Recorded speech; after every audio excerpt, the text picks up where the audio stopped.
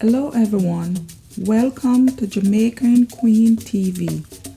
This is the second installment of the Warrior Queen series. Today we honor Queen Nanny of the Maroons. Queen Nanny was a Maroon leader in Jamaica during the late 17th and early 18th centuries. Maroon were enslaved Africans in the Americas who escaped and formed independent settlements. She was the spiritual, cultural, and military leader of the Windward Maroon. Her importance stemmed from the fact that she guided the Maroon through the most intense period of their resistance against the British during the First Maroon War from 1720 to 1739. Queen Nanny is presumed to have been born around 1680s in Africa Gold Coast, known as Ghana. She was reported to belong to either the Ashanti or Akan tribe.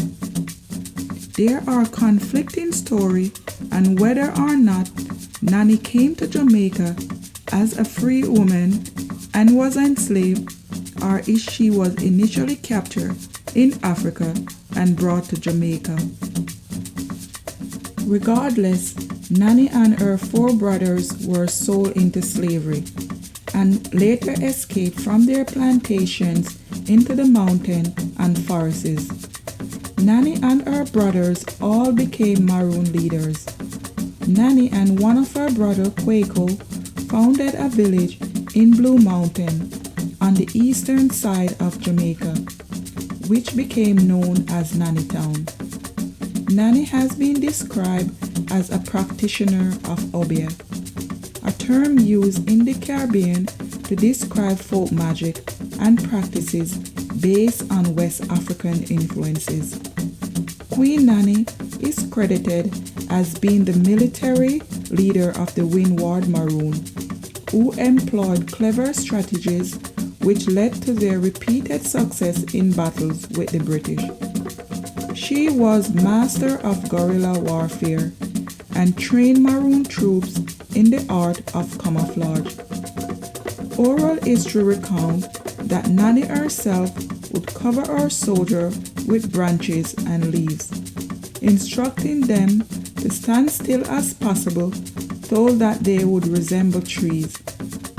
As the British soldier approaches, completely unaware that they were surrounded, they would be killed by the Maroons. The Maroon settlements were situated high up on the mountain, so they would see the British soldiers as they advanced. This method was particularly successful with large numbers of British soldiers being killed.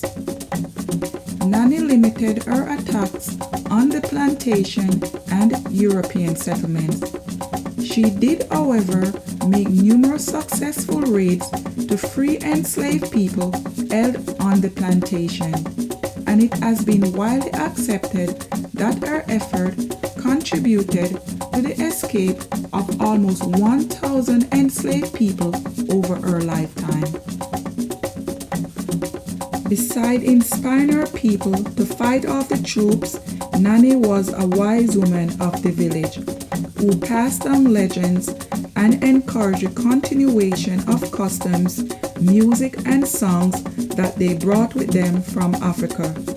Her spirit of freedom was so great that in 1739, when Quaco signed the second treaty, the first was signed by Quojo for the Leeward Maroons a few months earlier.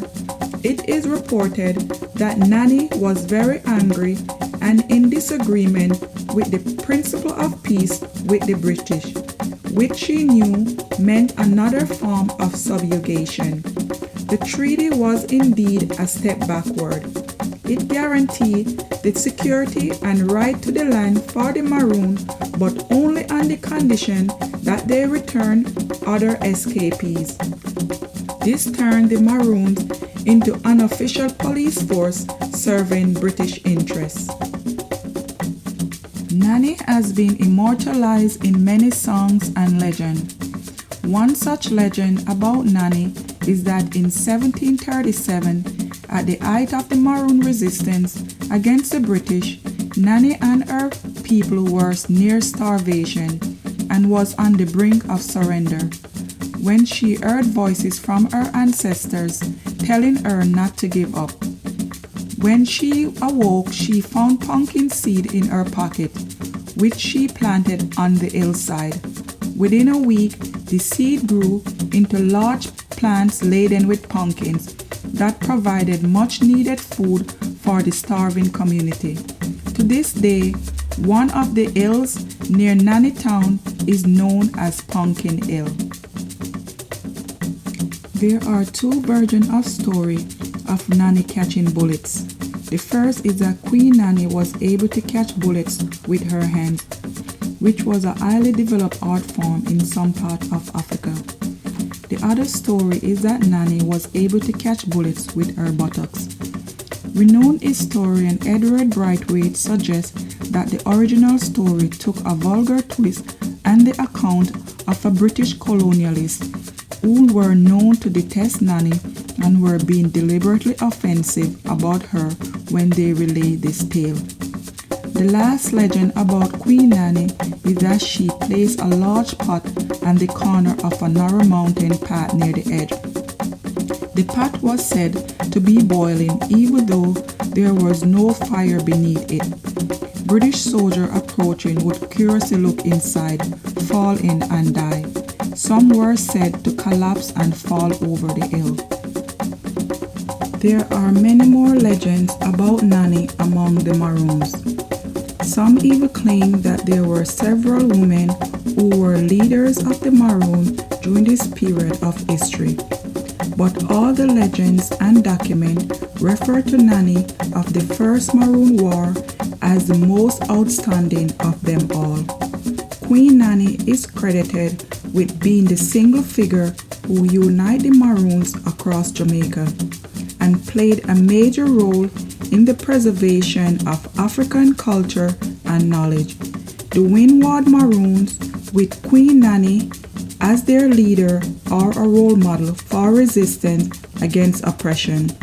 Queen Nanny is a symbolic figure for all those who continue to fight for freedom and liberation.